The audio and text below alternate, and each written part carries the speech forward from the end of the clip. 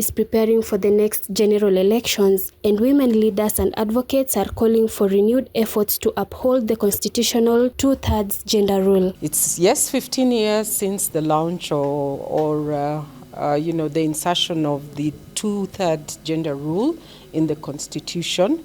We have achieved milestones, yes, about 23.5% of women representation across the National Senate and the county governments. But what we are saying is that we still need more support in terms of affirmative action to represent women as leaders, as people on the table, and not besides or under the table. So I think we are in the right path discussing this matter and just looking forward to gaining more, having more gains around women representation and ensuring that these women actually have more implication in terms of policy in this country and in leading us towards the right direction. In Kenya, we always have our policies on paper, but the translation of that is what we are looking for. In terms of what we've just been informed is about what is happening in political parties.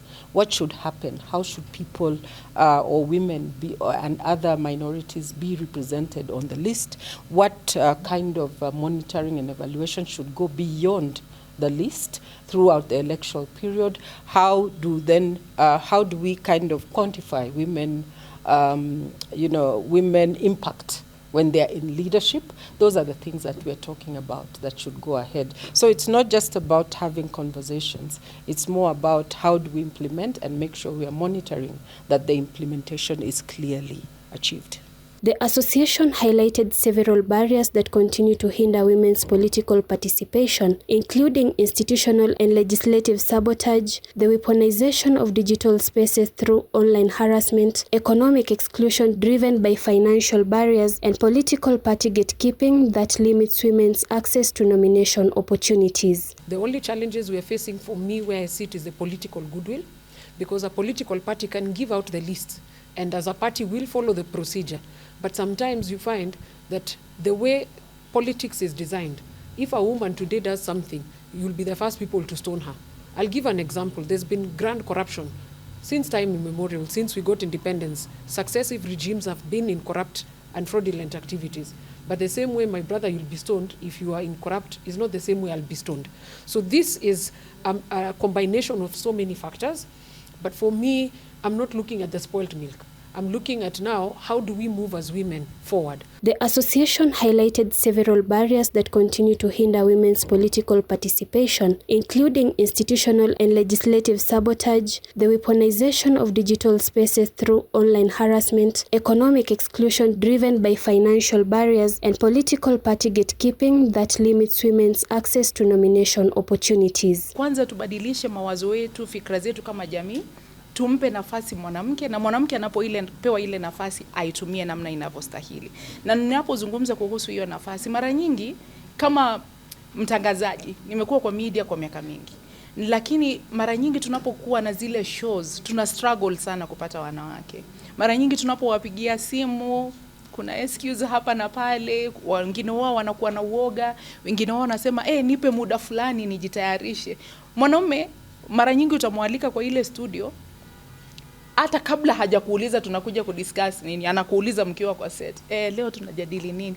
Yani kuna kule kujiamini miongoni mwa wanaume. Kwa hivyo tunahimiza wanawake wanapopewa hizi nafasi wazitumie vema, wajitokeze na wauze sera, wajionyeshe kwa jamii kwamba wanaweza wao pia. Si rahisi kwa sababu tumeona changamoto nyingi, na hapa nazungumza kama kiongozi pia. Mwanamke kufikia kile kiwango si rahisi. Kuna changamoto nyingi tunazipitia kama jamii, kudhalilishwa, kudunishwa, matusi, kukejeliwa, na sasa imekuwa mbaya zaidi kupitia mitandao ya kijamii.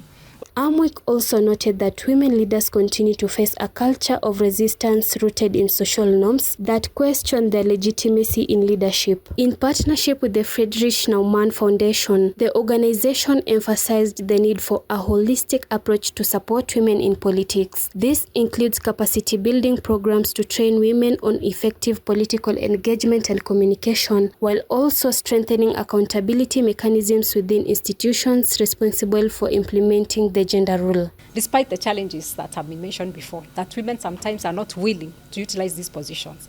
And despite that, the media has really worked hard to facilitate the women to be able to speak about issues affecting them. So at FNF, we will continue working with Amwick, we'll continue to work with the media, we'll continue working with the different players to ensure that Kenya basically continues to make the progress and also achieve and close the small gaps that exist. You've seen the challenges that they are still facing. Of course, it's been progress. Like we can say, we can look at the scorecard and say we've achieved a lot, but still we are not yet there. If you look at political representation, we still have a long way to go. And that is why we'll continue to employ our efforts as FNF to work through our partners to ensure that this is achieved. Participants at the conference further called for increased financial and institutional support for bodies tasked with enforcing the 2/3 gender principle, saying this will be key in ensuring greater gender inclusivity in the country's leadership ahead of the upcoming polls. We have provision for the political parties fund. This is just to give you what the office has tried to do in terms of enforcing the requirement for the compliance of political parties with the 2/3 gender rule. Even in the provision of the political parties fund to the political parties that actually receive the fund, there is a requirement that an amount of that money is specifically spent on special interest groups, which includes women. And that must not be less than 30% of the amount they receive. Again, is that done? How is that done? What is the net effect of that provision in terms of the fund? To the extent that even in the distribution of the fund, we look at how many of the leaderships that a party has been able to send to the houses, the county and the National Assembly, represent the special interest groups. And to the extent that none is represented, actually they will be denied that opportunity to receive the political parties fund. So they get the funding, meaning they have complied, which goes again all the way to how do parties bring women and even the youth to the positions of leadership. And of course they come through the political party leaderships. Again, so what lenses do they use? Who are these people that are selected to be part of these representations of women and the youth? As we think about this day today, I think we have enough avenues to give ourselves a leverage in terms of achieving the aspirations of our Constitution. We just need to find a way of making sure that those processes, those avenues provided, bring in the right people who can give the right representation and move us forward to the next step. Of course, with many other stakeholders, the challenge is the environment within which women work in terms of getting themselves to the political space. And we are also working with other stakeholders and within the political parties to have parties that can conduct even party nominations which are free of violence and harassment. And they remain the greatest barriers to women's participation in active politics, as we know.